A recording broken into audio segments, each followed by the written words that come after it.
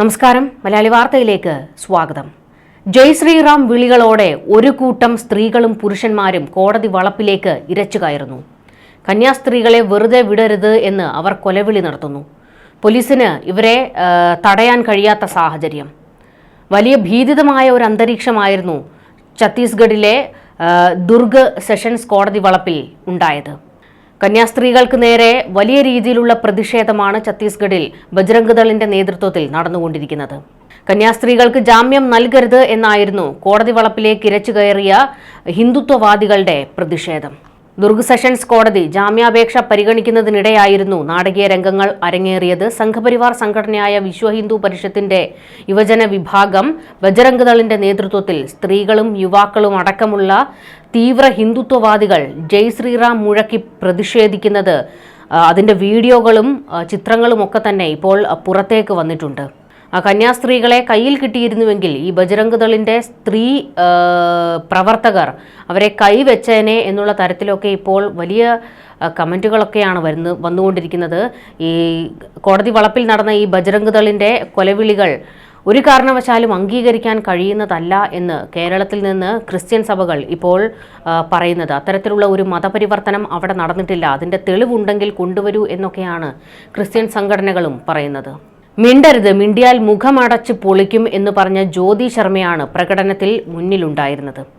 കന്യാസ്ത്രീകൾ Durg sessions കോടതിയിൽ നൽകിയ ജാമ്യാപേക്ഷയെ എതിർക്കുമെന്ന് ബജ്രംഗ് ദൾ നേരത്തെ പറഞ്ഞിരുന്നു. കന്യാസ്ത്രീകൾ മതപരിവർത്തനം നടത്തിയെന്നുള്ളത് ഏത് കോടതിയിലും ഞങ്ങൾ തെളിയിക്കും.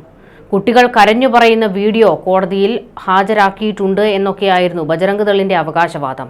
പ്രതിഷേധിച്ച ബജ്രംഗ് ദൾ പ്രവർത്തകരെ പോലീസ് കോടതി വളപ്പിൽ നിന്ന് പിന്നീട് ഏറെ പണിപ്പെട്ടാണ് പുറത്താക്കിയത്. കന്യാസ്ത്രീകളുടെ ജാമ്യാപേക്ഷ കോടതി തള്ളുന്ന നടപടിയാണ് ഉണ്ടായത്.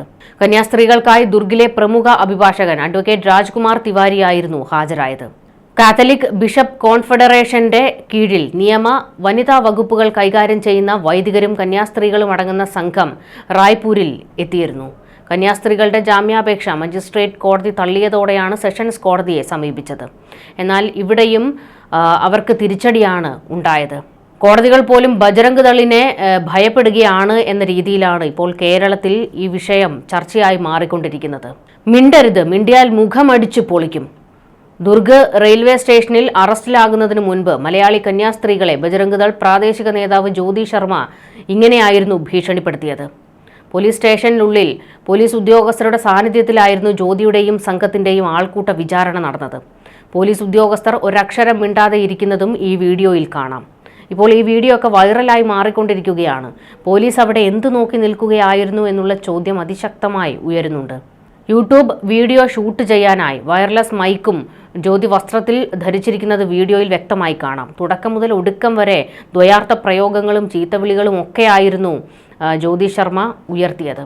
ബജ്രംഗ് ദൾ ഇത്തരത്തിലൊരു പ്രതിഷേധം അല്ലെങ്കിൽ കൈവിട്ട ഒരു കളി നടത്തിയത് കേരളത്തിലെ BJPക്ക് വലിയ തിരിച്ചടി ഉണ്ടാക്കിയിരിക്കുകയാണ്. എന്തായാലും കേരളത്തിലെ BJP സംസ്ഥാന അധ്യക്ഷൻ ഈ വിഷയത്തിൽ പ്രതികരിച്ചത് അത്തരത്തിലുള്ള ഒരു മതപരിവർത്തനം അവിടെ നടന്നിട്ടില്ല, തെറ്റായ വാദങ്ങളാണ് ബജ്രംഗ് ദൾ ഉന്നയിച്ചത് എന്നുള്ള രീതിയിലാണ് അദ്ദേഹം സംസാരിച്ചിരിക്കുന്നത്.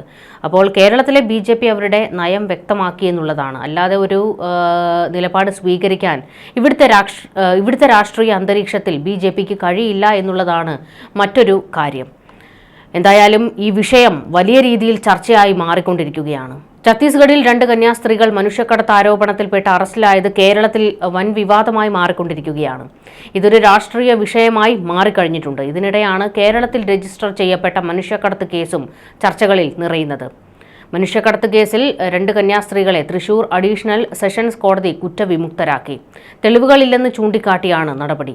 ജാർഖണ്ഡിൽ നിന്നും പെൺകുട്ടികളെ ധൻബാദ് ആലപ്പുഴ എക്സ്പ്രസിൽ തൃശൂരിൽ എത്തിച്ചതാണ് കേസിന് ആധാരം. IPC 370 ഉൾപ്പെടെ മനുഷ്യക്കടത്തിന്റെ വിവിധ വകുപ്പുകൾ ചുമത്തിയാണ് കേസെടുത്തത്. പെൺകുട്ടികളെ അവരുടെ സമ്മതത്തോടെയും രക്ഷിതാക്കളുടെ സമ്മതത്തോടെയും കൊണ്ടുവന്നതാണെന്ന് കോടതി നിരീക്ഷിച്ചു.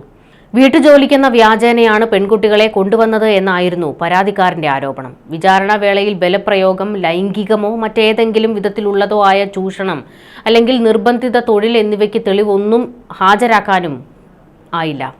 തൃശൂരിലെ മഠത്തിലേക്ക് സഹായികളായി എത്തിച്ചതായിരുന്നു ഇവരെ. വിചാരണ നടത്തിക്കൊണ്ടിരിക്കെ നിർണായക തെളിവുകൾ ഒന്നും തന്നെ ഹാജരാക്കാൻ പ്രോസിക്യൂഷന് സാധിച്ചില്ല എന്ന് പറഞ്ഞ് സെഷൻസ് ജഡ്ജി കെ കാമനീസ് ആണ് ഇരുവരെയും കുറ്റവിമുക്തനാക്കിയത്.